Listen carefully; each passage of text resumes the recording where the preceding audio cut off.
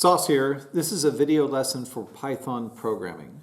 This is a project video where I'm going to show and talk about the objectives of the project, run a program that accomplishes these objectives as an example, but not reveal the code that runs the program. After running the program, we'll go to the objectives and read them and reflect on how the program accomplished those objectives.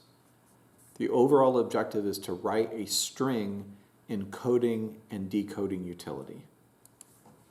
Let's see a project like that run. Encoder by Sauce with a menu. The menu has the options of entering a message, encoding a message, decode message, change shift, and quit. It also shows us that the shift is 2.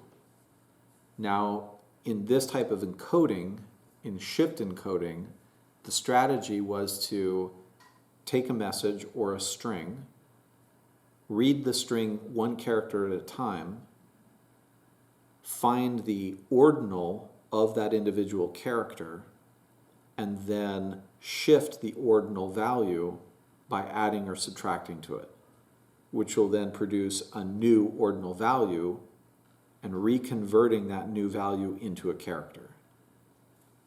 If we do that one character at a time for the entire string, then what we get is we get a new string of probably nonsense because all of the characters have then been shifted a certain amount. In this case, the shift is set to 2, which means that an A will shift to become a C, and a C will shift to become an E.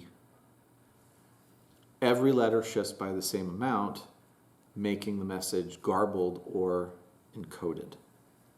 So we can see the program do this.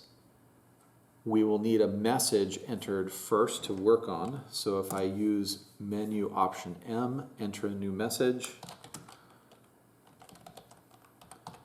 The quick brown fox jumped over the lazy dog. And we can look at this message and anticipate a shift of 2 by picking a letter that we're familiar with. So if we pick the C and shift it 2, it means that the ordinal value of C will have 2 added to it, whatever that ordinal value is. And then will create a new character out of that ordinal value. So if C has its ordinal value increased by 2, then we would expect that it would become an F after remaking it into a character. Every character will change the same amount. We'll keep a track of that C to see if it becomes an F. An E. It should become an E. I've entered the message. I'm going to encode the message by choosing option E. And it became a nonsense string. The C that we were looking for did change to an E. Notice that spaces became quotes. The message is encoded, and the current message then is the encoded message. I could decode it, which would simply be shifting it by the opposite amount. In this case, all letters in the string one at a time we're going to find the ordinal value, then subtract 2 from that ordinal value and remake it into a character. So if I chose decode, that's what's happening behind the scenes, and then the message was that could be read. The original message is recreated. I can change the shift in my program.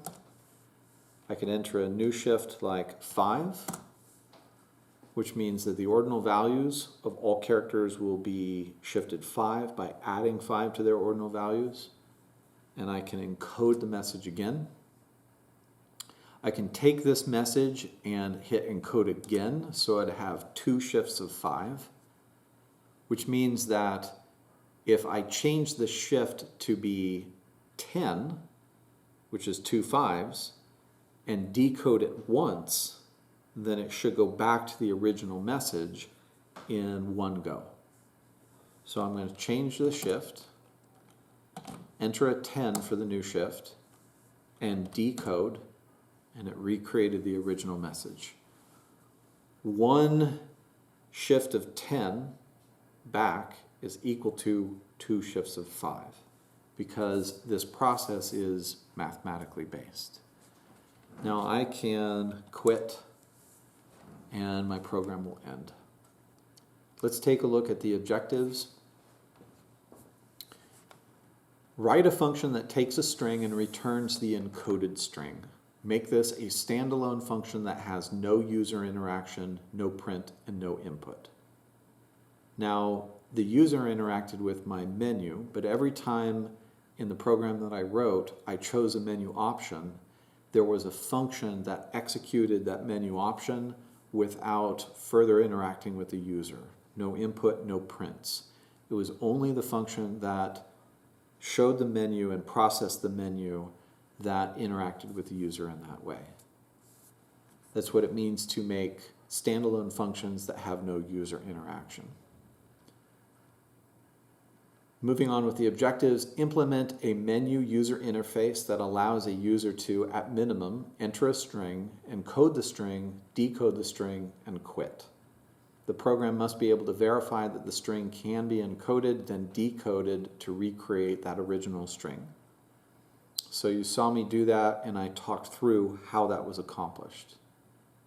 My program that allows a shift to be changed is not necessary to get full credit for this project, but it helped in talking about how I coded my program and accomplished the encoding and decoding to be able to change the shift. But that shift change does not need to be an option in this project. Moving on, coder friendly, including but not limited to, all code must be inside of functions and use a bootstrap to call your first function. This project that I wrote can be imported without anything being executed when it imports, because all the code that I wrote is defined to be inside of functions that I defined. I started my program by having a bootstrap call the menu function. Moving on, user-friendly, including but not limited to, if a string has been entered, allow the user to see it. So in this case, my menu function, my menu included a display of the message that was currently in queue to decode and encode. Flair are optional suggestions to make things more interesting, more fun, but are not necessary. There could be any amount of flair, but here's a couple of recommendations. Find a unique and cool character in the ASCII set and use it to represent yourself as author. In my program, when I started, I showed the author, I chose this very simple character.